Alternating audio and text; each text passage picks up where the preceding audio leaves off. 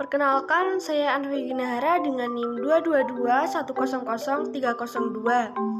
Saya merupakan salah satu mahasiswa di Universitas Alma-Ata Yogyakarta di Fakultas Ekonomi dan Bisnis Prodi Perbankan Syariah.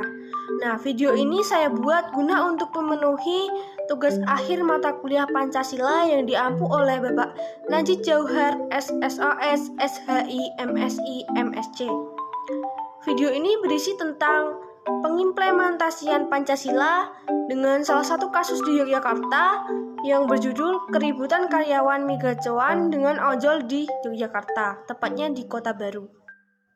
Bahasan yang pertama adalah latar belakang kasus. Kenapa kasus tersebut bisa sampai menggegerkan publik di Instagram maupun Twitter? Permasalahannya apa? Kesalahan pada masalah dengan pesanan dan antrian yang diserobot oleh pelanggan offline.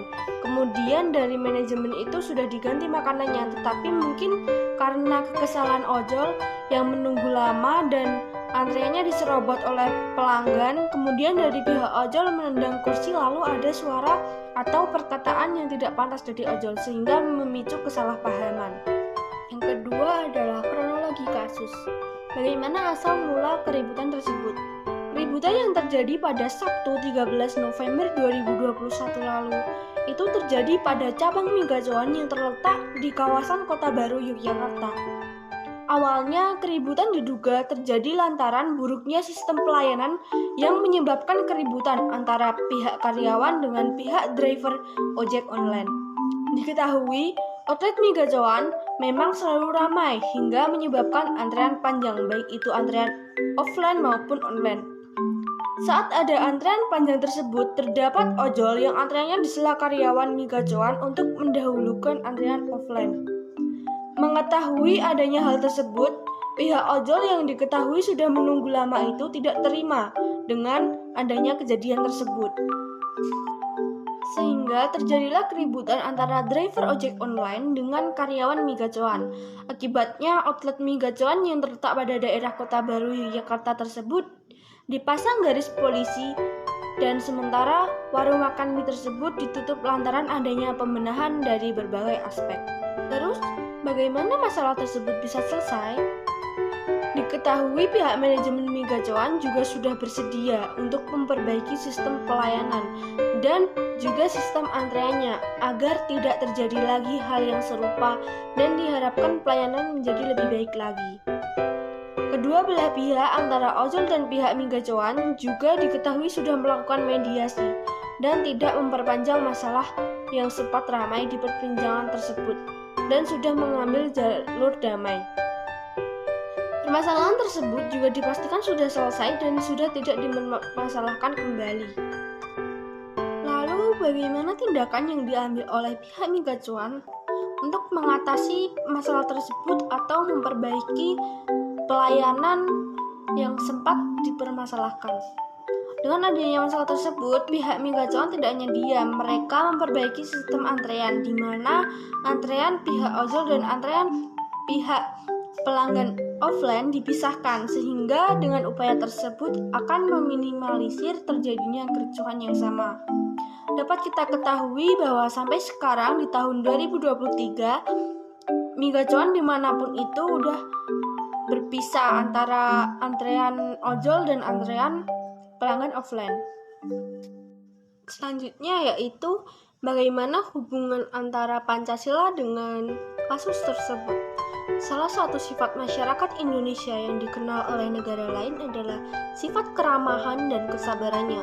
Contoh perilaku keramahan masyarakat Indonesia yang sering terjadi adalah keramahan masyarakat terhadap orang baru, terlebih kepada para turis asing yang datang ke Indonesia.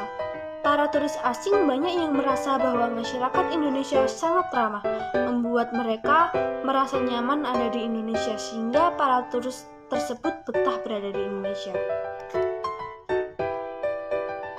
Selain keramahan, masyarakat Indonesia dikenal dengan sifat kesabarannya. Salah satu contoh sifat kesabaran masyarakat Indonesia terlihat pada budaya antri-mengantri. Budaya antri-mengantri yang terjadi di Indonesia bisa terbilang sudah berjalan dengan baik. Budaya antri-mengantri di Indonesia juga memperlihatkan perilaku kesabaran dari masyarakat Indonesia. Meskipun terdapat masyarakat Indonesia yang masih belum menanamkan sifat sabar terhadap budaya antri mengantri ini. Maka dari itu, kita sebagai generasi muda sejatinya perlu mengimplementasikan budaya antri mengantri kepada semua. Selain melatih kesabaran, budaya antri mengantri menurut Witnet News memiliki manfaat lain, yaitu sebagai berikut. Yang pertama yaitu terbiasa bersabar. Contohnya rela mengantri dengan tertib meskipun antrian sangat panjang dan lama. Yang kedua, belajar menghormati dan menghargai hak orang lain. Contohnya, mereka yang datang terlebih dahulu untuk mengantri berhak mendapatkan gilirannya terlebih dahulu. Yang ketiga, terbiasa berperilaku sopan, tertib, dan rapi. Contohnya, sopan saat menegur orang yang langsung menyerobot, tertib dan rapi saat mengantri, tidak langsung menyerobot antrian orang lain. Yang keempat, terbiasa berani menegur orang yang berbuat salah. Contohnya, dengan berani menegur secara baik-baik dan sopan orang yang menyerobot antrian. Dilihat dari penjelasan manfaat dari membiasakan budaya antri di atas, terdapat hubungan antara budaya antri mengantri dengan Pancasila.